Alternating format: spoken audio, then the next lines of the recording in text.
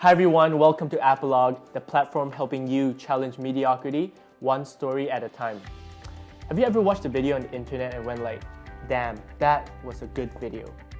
Well, today I'm joined by someone who has created many of these wow moments for clients such as Nat Geo, REMAX and CBC News.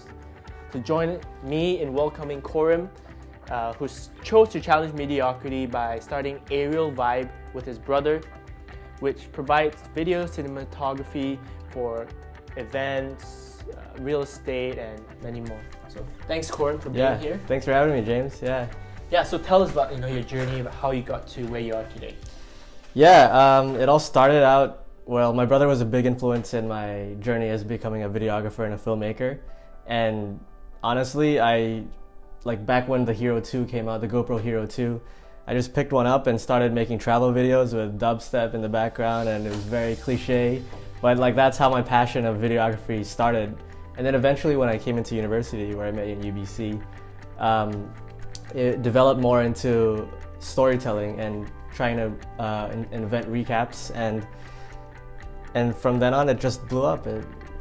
Now I mostly specialize in event recaps, weddings, telling other people's stories, and storytelling. Yeah. Awesome.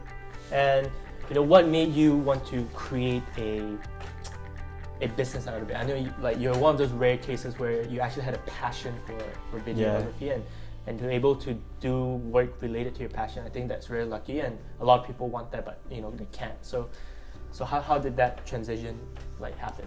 If you ask majority of people today, what do you want to be when you grow up? What do you want to do after you graduate work? A lot of people don't know what they're going to be doing or what they want to do, right? And that was me pretty much. And then, if you asked me 4 years ago, would you be a filmmaker now after making all of these travel videos and event recaps? I wouldn't know. I had no idea. Mm-hmm. And I just wanted to get a job in traditional marketing firm and just, go with the flow, And then eventually I started getting paid for these things that I was passionate about, and I was like, wow, I can really make this a living, and it's possible to actually live off of what you want to do and what keeps you excited and motivated. And so then I took the leap and kind of created this Aerial Vibe company with my brother, this video production house, and from then on it's been a huge success. And there's no looking back. Awesome, man.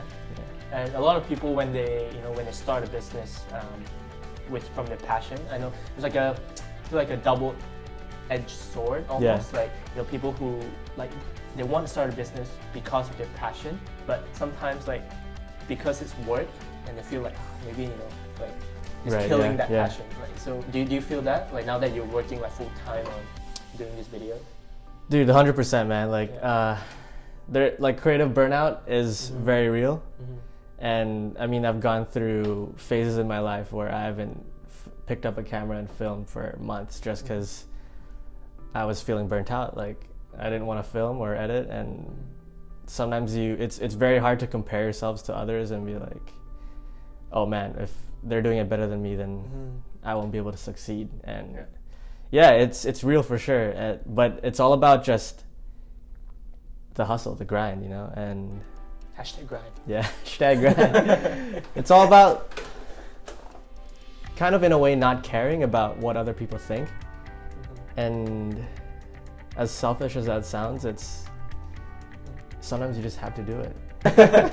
So I know you mentioned briefly that your brother is a huge influence in your life, but who would you say, if it's your brother, it's fine, but who would you say is the biggest influence in your life? And what was the best advice that he or she has given to you? And so personally, I watch a lot of YouTube videos myself, and two people that really stand out recently would be Casey Neistat and Gary Vee. And I guess one piece of advice that I've taken from them that has really affected my growth as a creator, as a creative person, would be to, as cliche as it sounds, get out of your comfort zone, in the sense that, for me personally, if you want something, you have to be willing to just message the people or the organization that you want. So for example, in the more practical aspect, if I want to be filming a specific concert, cold messaging or cold emailing, like the organizers or the artist himself, can go leaps beyond, right? And then I know it's like, you think to yourself, oh, they're never gonna reply to me. They're never gonna notice someone as small as I am right now. But you'd be surprised as to how much impact or how much return that could give for you, like if they do reply to you, right? And it's all about that extra step of instead of telling yourself that you can't do it, you just, in the more practical aspect, cold emailing, cold messaging people, reaching out of your network, out of your existing network, like that. Yeah, I think it's very good advice. Like a lot of times, I don't know if it's an ego thing, but people, sometimes you got to put your head down and just really try. Right. And 100%. Like, you miss all the shots you don't take, right? Yeah. So like if you don't even try to email them, that percent, like it might be a low percentage that someone might respond to you, but at least it's not a zero. Like it's a zero if you don't email them, right? Yeah. So I mean, I heard from a video, the secrets to success is hidden behind the word cliche, right? And then like just do it. Yeah, just do it. Reach out of your comfort zone. Yeah. And from doing that, have you, are there any like success stories from cold emailing someone? Are you able to land a gig from that? Yeah, 100%. That's pretty much how my career started. Coming from the early days in UBC, I was really intrigued on like filming sports and events, and so I emailed like the sports organizations, like specifically UBC Thunderbird's calendar, and they surprisingly got back to me, and that's how my network in that market kind of just expanded. And to this day, I still film with them, and we're still good buddies. Yeah. Wow. Were you like, when they responded, were you like, whoa? Yeah, I didn't expect. I messaged like probably 10 organizations that one. I like, hey, I'm Corim, I'm a videographer, and like, would you be down to film with me? And yeah, and like some of the recap videos that he's done is super awesome. Thanks. Yeah, we'll have his links for you to check out. But yeah, one other question is, I like to ask, if you weren't what you are today, like a videographer, creator, what do you think you would be like? What would be the next best thing? I would be working today in a marketing firm. Yeah. Like a regular 9 to 5. Yeah, regular 9 to 5, just grinding away, and that's still fun too. Like, But I feel like I've been doing what I really enjoy today. That's awesome. Yeah. No, it's good that you said that it's still fun, because I feel like in our generation, a lot of people are like, I'm too good for a 9 to 5. I'm too good to. It's the millennial thing. Yeah. Like, like it's good to dream. Like, that's what this platform is all about, to help you dream. Like, we want you to dream, but you should not feel entitled to success as well. You shouldn't feel entitled to I'm too good to work under someone, right? You gotta stay humble. Exactly. And that's humility is what'll attract more people around you and expand your network 100%. Yeah. So I just feel like a lot of people have the wrong mindset. Like, they see a lot of videos on YouTube telling you like, hey, school isn't important, right? Stop working for someone else, right? Like, I get what the videos are trying to teach you. They're trying to teach you to dream, to try to achieve more. But I think people take it the wrong way, where they're like, I'm too good to, Right. The thing is, like, when we graduate, we know nothing, right? We know almost nothing, and it's good to learn, right? No, 100%. And what you said about like we don't really know anything, I'm still trying to figure things out myself right now too, and got to take each day one step at a time, and that's a good mindset also, like living in the present moment. And you got to, of course, you got to set big goals, but you also got to be realistic at the time you are right now. So where do you see yourself in the next 5 years? Next 5 years, let's be really ambitious. I would like to see myself filming in festivals such as Tomorrowland or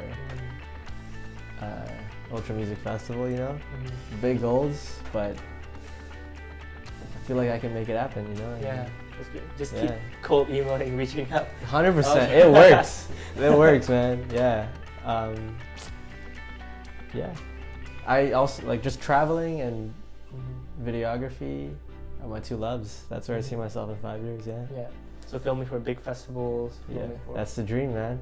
Awesome. You save a lot of money too, because tomorrow yeah, not cheap. yeah. To target like the For big sure. ones. One thing that we like to do is, this is a platform to help people when they dream big, get inspired by people like you, who choose to challenge mediocrity. Because no one asks you to start a videography business, right? Yeah. No one asks you to do that, right? You can just go to school and just whatever, right? Yeah. So one thing and the other thing that we try to do on this platform, just besides inspiring, is to help people take action. So if someone who wants to start something similar, someone who's a content creator out there who's watching you now and be like, wow, I want to start something of my own as well, film awesome stuff. So what would you recommend? So yeah, to reiterate some points that I mentioned before, it's mainly just about not being shy and pushing yourself even more than you've ever, right? Like you can't stay comfortable wherever you are, and if you are, then you're doing something wrong. There's room for improvement, right?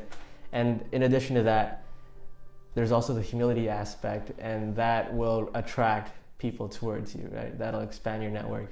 And I didn't go to film school myself, and I learned everything through YouTube. If you see my most recommended homepage, it's all about tutorials on how to do these things, tutorials on specific programs and how to film, how to get these transitions, effects, and we have so much resources available to us.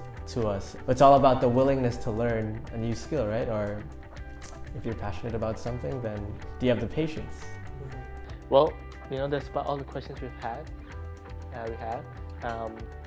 So yeah, thank you once again, Corim. Once again, this Apologue is a platform to help inspire you, challenge mediocrity through stories.